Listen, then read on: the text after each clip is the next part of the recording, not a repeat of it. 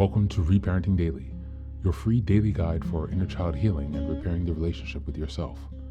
This podcast helps you establish a consistent reparenting routine and is divided into 3 sections. The first is a daily reading, the second is a discussion of that reading, followed by suggested journal prompts, and the last section is a peaceful binaural beats meditation for closing. Good morning, good afternoon, and good evening from whenever and wherever you're joining us. I'm so glad that you can join us for this journey of self-expansion. If this is your first time, welcome. As a celebration of completing our first full year of Reparenting Daily episodes, I've opened a free membership tier for the Patreon community so that you can access more resources and join weekly Zoom calls for free. I understand there's a lot going on in the world right now, and I know that many people are really struggling. My hope with this is to encourage others to still pick up the work of reparenting and offer a free community where people can come together and do that. I'd also like to thank all of you who've been along on the journey so far. Just as a reminder, this is a free podcast, but you can support the project by purchasing the Reparenting Daily journal, where you can follow us along all year.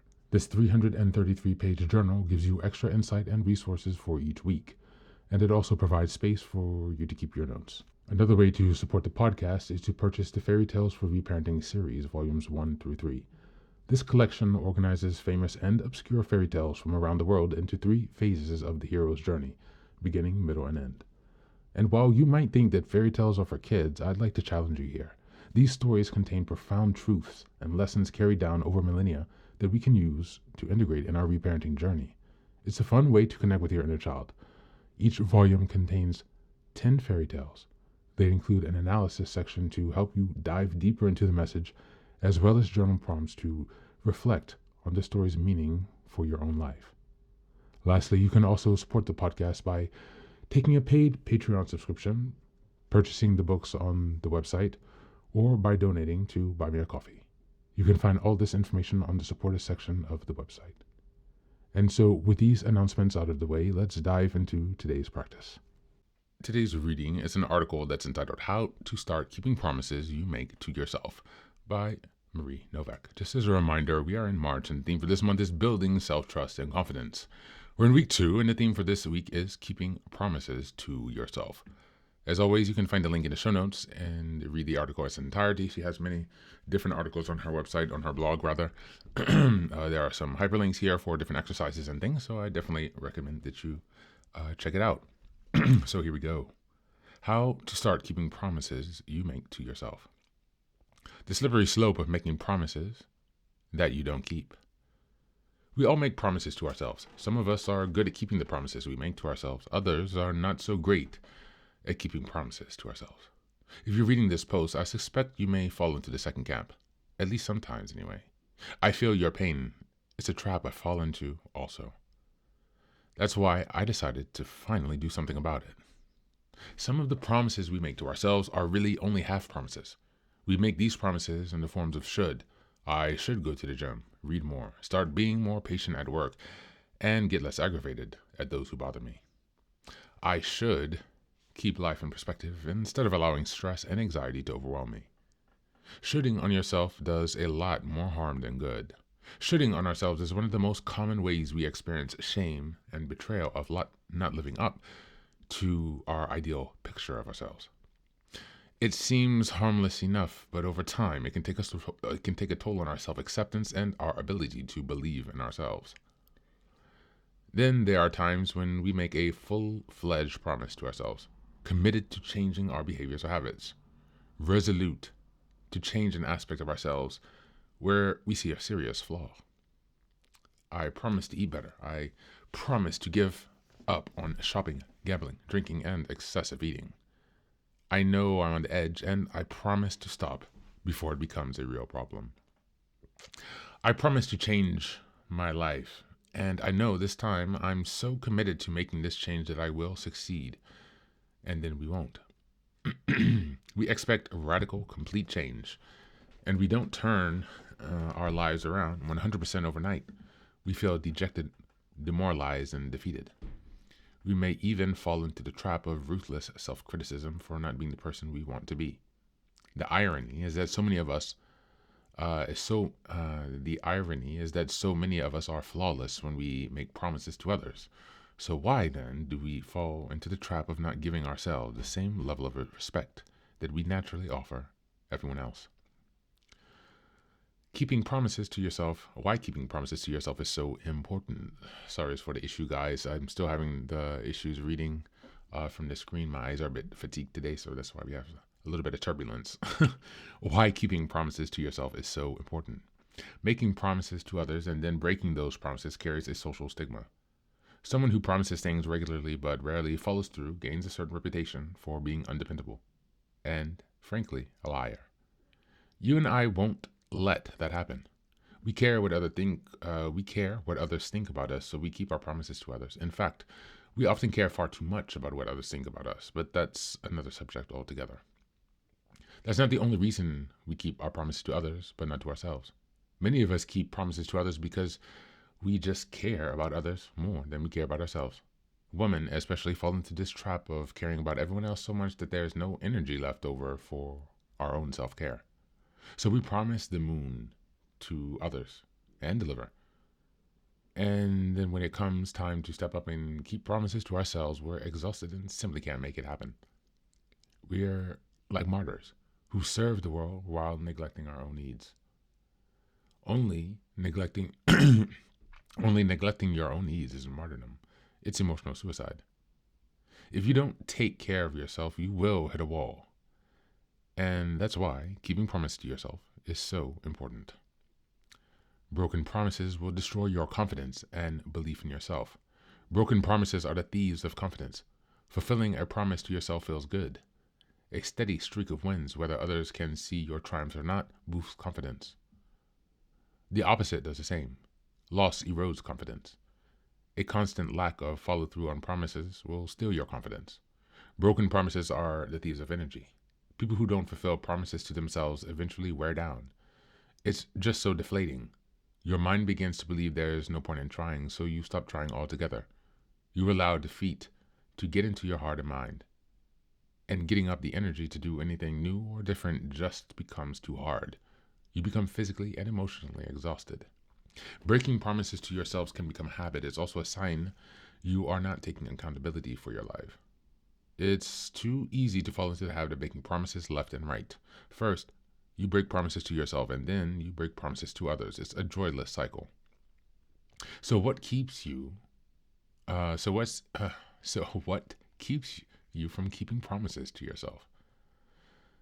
There are three main reasons we make promises to ourselves and then don't keep them. Number one, we promise too much.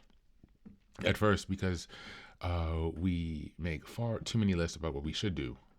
The more changes that you promise yourself you'll make, the less likely that you'll make any of those. Number two, we failed to plan.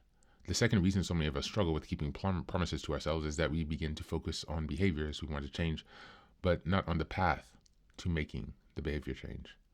And number three, we feel we're not worth it. The third reason that we break promises to ourselves is that we don't feel we're worth it. We simply don't value ourselves the way we value others. Somewhere along the line, we decided that we weren't worth it. Our confidence and self-esteem are so low that we simply don't feel we deserve peace, joy, love, abundance, and healthy life that we dream about.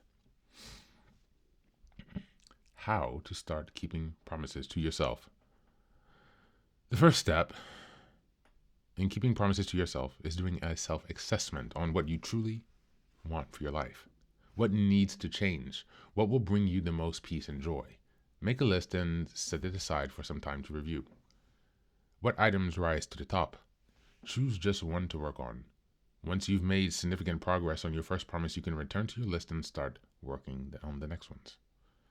If you want to have success, you need to keep promises to yourself foremost in your mind every single day. Habits aren't changed over days, weeks, or months.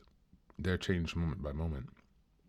The small habit you commit to at this moment and the next lead to true progress over days, weeks, months, and years. Knowing what your promise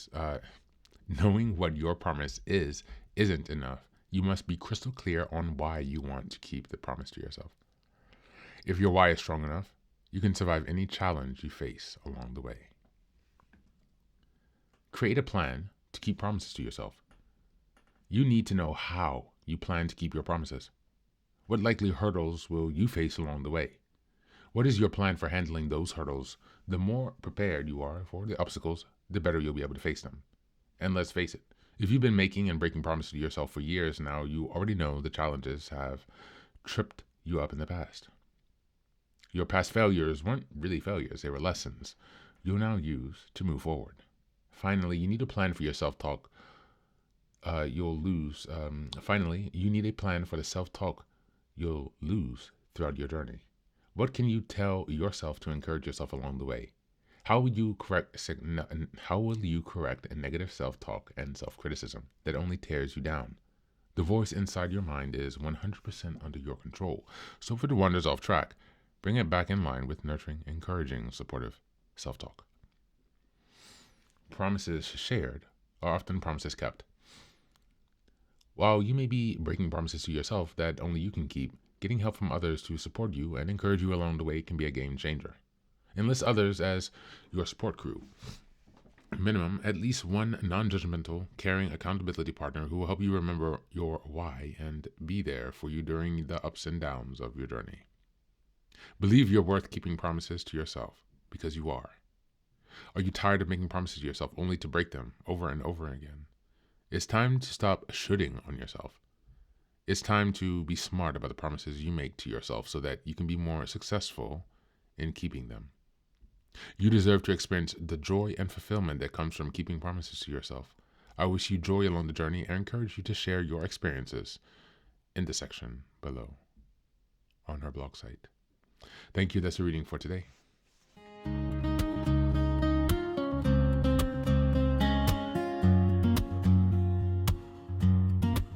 Welcome back. One of the biggest reasons people struggle to keep promises to themselves is surprisingly simple.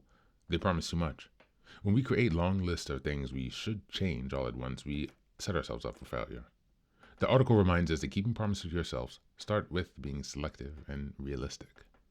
The fewer commitments allow you to focus your energy and actually follow through, turning intention into action instead of another broken promise. Another important insight is that setbacks are a part of the process. Even when we genuinely care about a promise we've made to ourselves, there will be moments when motivation fades or life gets messy. Instead of giving up or judging others harshly or ourselves, we can reconnect with our why, the deeper reason behind the promise. When we remember why something matters to us, it becomes easier to recommit and keep moving forward. Finally, keeping promises to yourself is deeply connected to believing that you are worthy of your own effort and care.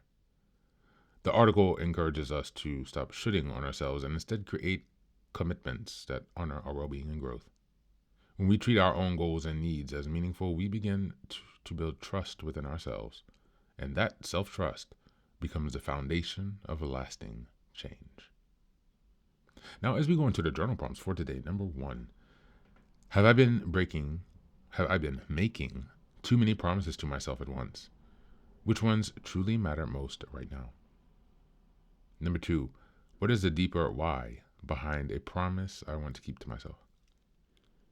And number 3, how would my life change if I believed I was worthy of the effort required to keep promises to myself?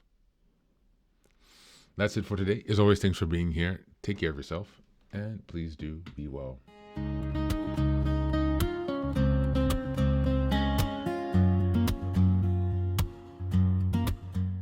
Welcome back. Now, this is the third and final section of the daily podcast. This is your silent meditation. Please find a place where you can be comfortable and undisturbed, where you can relax and spend some time with yourself for this 10-minute silent meditation. You can choose to be sitting, standing, lying down, or in whatever position makes you comfortable today. Just take some time to listen to yourself. Next, be sure that you are taking some time to be with your breath to connect with your body. Don't be disturbed or overwhelmed by your thoughts. Simply allow them to pass. Just observe them. Do not engage with your thoughts. Only be mindful of them passing as if they are drifting down a river. Use this time to connect with yourself. Whatever time of day you are listening to this, Namaste.